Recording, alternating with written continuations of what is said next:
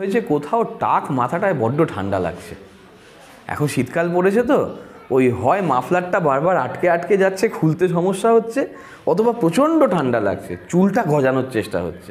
এখন চুল গজাবে কী করে তার নানান রাস্তা খুঁজে বার করতে পারছে। রাজ্য জুড়ে রাজ্যের বিভিন্ন প্রান্তে একটি পোস্টার করেছে 1 জানুয়ারি থেকে যে বাংলায় বিকল্প রাজনীতি, কিন্তু প্রচারককে সেই নিয়ে কিন্তু তার কোনো উল্লেখ নেই।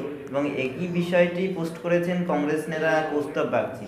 তবে এই দুটোর মধ্যে যে পার্থক্য, সেই পার্থক্য হচ্ছে যে কংগ্রেস নেতা যে পোস্টটা করেছেন সেখানে বাংলায় গেরুয়া রঙে লেখা হয়েছে, এবং রাজ্য জুড়ে যে বিকল্প রাজনীতির পোস্টটা করেছে সেটা বাংলাটা সবুজ রঙে লেখা হয়েছে। এর তাৎপর্য কি? আপনি একজন রাজনৈতিক আমি রাজনৈতিক বিশ্লেষক হিসেবে বলতে পারি, রাজনীতিবিদ হিসেবে নয়।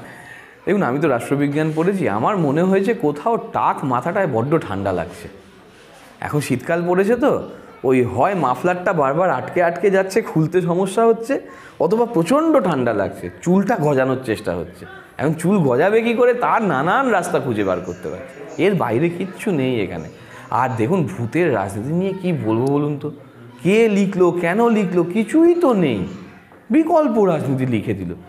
যারা বিকল্প রাজনীতি লিখছে তারা বিকল্প খুঁজতে খুঁজতে খুঁজতে খুঁজতে নিজের চুলগুলো সব খালি করে দিল। তারা চুল গজাবে কী করে তার জন্য ভাবছে আমাদের কি।